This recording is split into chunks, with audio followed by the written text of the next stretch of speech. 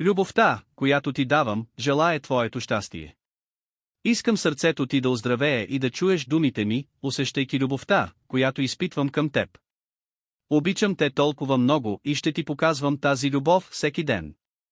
Дори ако чувстваш се уморен и ти е трудно да продължиш, дори и грижите да те завладеят, знай, че аз съм с теб от момента, в който се събудиш, гарантирайки постоянното си присъствие, никога няма да те остаря, сине мой, че грешките ти не са разбили нашите моята любов към теб надхвърля всякакъв провал или ситуация. Защото не искам да се чувствам по-ниско ценен, всяко от моите деца заема уникално и жизнено важно място в сърцето ми, но опонентът постоянно се стреми да ме обезсърчи, така че вашите емоции да текат като морските вълни. Приеми безкорисната ми любов. Пожелавам ви благополучие, вашия победен мир за вашето семейство и истории в бъдещето ви. Всяка сутрин, когато се събудите, това се случва. И чуйте какво имам да ви кажа, помислете за чувството на спокойствие, което изпитвате вътрешно, когато говоря с вас. Чакам те. Искам сами да видите добрите неща, които планирам да направя за вас, и прекрасните победи, които представям. Слушането ми ще спаси тъгата от сърцето ти. Ще ви споделя важни истини и ще разберете защо. Точно както аз ценя вас, вие трябва да обичате семейството си и да цените себе си. И ако обичаш, имай вяра в мен и ми позволи да направя чудеса в живота ти. Обещавам, сине мой, че ще позволиш това. Сега отнемам всичките ви тревоги, изпълвайки живота ви с мир и щастие. Ще отговоря на молитвите ви в точното време, като ще ви дам добрите неща, които поискахте. Бъдете търпеливи, защото ще направя страхотни неща, като премахване на препятствията от пътя ви и премахване на хора, които биха могли да ви съборят. Ще доведа нови приятели в живота ти и хората отдалеч ще дойдат да те ценят, ще се отнасят с теб мило и ще те обичат. Аз напълно ще преобразя живота ти. Повярвай ми, ще го направя. Трябва да сте готови да приемете чудесата, които извърших върху вас и вашето семейство. Вие сте човек, който приема думите ми сериозно и това ме радва. Продължавайте да се молите за тези, които обичате, но се молете и за тези, които са далеч от вас. Молитвите ти достигат моя трон и моята могъща ръка. Възрастта е във ваша полза. Ще станете свидетели на много промени в характера си и ще се почувствате още по-мотивирани да се борите и да постигнете мечтите си. Обсипвам те, теб и семейството ти с моята любов. Прекарайте този ден в мир, слушайки моите напътствия. Мнозина се опитват да ви отклонят от пътя ви. Те искат да ви затворят, да откраднат радостта ви, да ви обезсърчат и да ви отблъснат. Затова ви предупреждавам да бъдете умни и внимателни. Ако не потърсите моя съвет и не ме поставите на първо място, врагът може да ви разсее и да отнеме победите, които се опитвате да получите. Ела при мен всеки ден. Опитайте се да се вслушате в думите ми, слушайте внимателно и ги прегърнете с щастие. Предлагам ти мъдрост с огромна любов, за да разбереш колко ме е грижа за теб, как се грижа за теб и колко много желая пълното ти доверие. Вашият мир, надежда и удовлетворение никога не трябва да се забравят. Отвори очите си за моя мир в сърцето ти.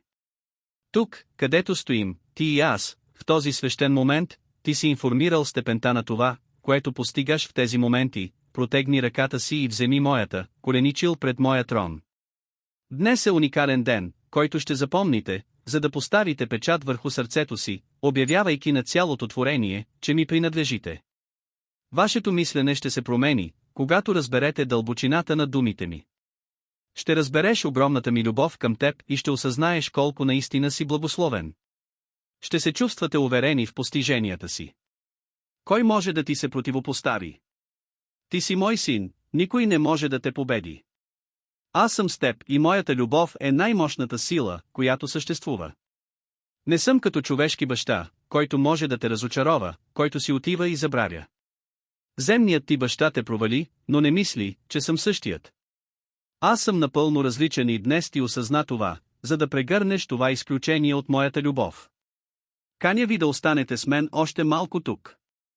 Не е нужно да казвате нищо, просто се насладете на това време и се освободете от товара, който носите. По-късно, когато излезете от дома, лицето ви ще отразява моя мир и цялото ви същество ще бъде изпълнено със спокойствие. Никой не може да ви зарази с негативни емоции. Аз съм на ваше разположение, искам да ви обсипвам с любов всеки ден.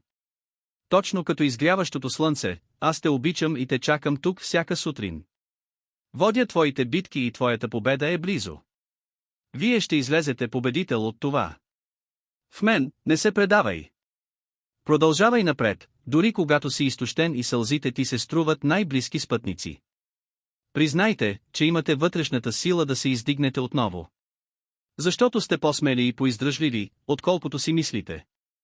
Знайте, че моята помощ е винаги на разположение. Няма тежест, която да не мога да сваля от раменете ти, няма предизвикателство, което да не мога да ти помогна да преодолееш. Ако ми позволите да бъда част от живота ви и да ръководя пътя ви, ще забележите как препятствията изчезват и се появяват отговори. Така че, никога не се колебайте да потърсите помощта ми, тъй като винаги съм готов да чуя молитвите ви и да отговоря на вашите нужди. Скъпи мой сине, време е да се изправиш и да осъзнаеш, че всяка нова зора носи нова възможност. Не се спирайте на миналото със съжаление. Гледайте напред с надежда и имайте решимостта да продължите напред. Не се поддавайте на отчаянието. Помнете, че имате цел в този живот, път, който да следвате, и съдба, която да изпълните. Не позволявайте на никакви бариери да ви отклонят от избрания от вас път или да оставяте чувството на отчаяние да загаси светлината във вас. Повярвайте в мен и в плана, който съм изложил за вас, дори когато неочакваните обрати в живота ви оставят в недоумение. Доверете се, че всичко се подрежда за вашето лично израстване и усъвършенстване. Позволете ми да бъда вашият водач и безопасно убежище, когато времената станат напрегнати, и ви обещавам, че ще намерите спокойствието, което търсите. Устояйте на изкушението да се поддадете на отчаянието. Продължавайте напред, знаейки, че имате моята любов и прошка. Повярвай ми и ми позволи да те обгърна в любящата си прегръдка, споделяйки с теб огромната любов, която изпитвам към теб. Вие сте ценени повече, отколкото можете да разберете. Актуализирайте се, бъдете смели и силни, скъпа моя. Така че, когато изглежда, че бурите са готови да обърнат лодката ви, вие ще плавате с увереност, знаейки, че аз съм вашата сила, светлината, която прорязва тъмнината, и котвата, която ви държи стабилен. Имай вяра и любовта ми ще те пази, като вятърът, който ще те тласка. Това е твоят момент, сине мой, пристъпи смело, дъще моя. Независимо от борбите, трудностите или предизвикателствата, с които се сблъсквате, моята любов винаги ще бъде до вас, твърда и постоянна. Продължавайте напред и не се отказвайте. Без значение колко трудно или изискващо е пътуването, помнете, че аз съм вашият източник на сила и моята любов ще ви отведе до посветло бъдеще. Днес, мои скъпи сине и дъще, имайте смелостта да предприемете стъпки на вяра, сигурни в сигурността, че аз не контролирам вашата съдба. Никога повече няма да бъдеш сама. С мен до вас можете да се изправите и да преодолеете всяко предизвикателство, което се изпречи на пътя ви, и ще откриете мира, щастието и успеха, които търсите. Провъзгласете с увереност днес, че чрез Христос Исус вие сте повече от победители в разгара на вашите борби, предизвикателства и трудни времена. Знайте, че съм точно до вас, имам отговорите и решенията, от които се нуждаете. Няма нищо твърде трудно за мен. Аз контролирам всичко, което е важно.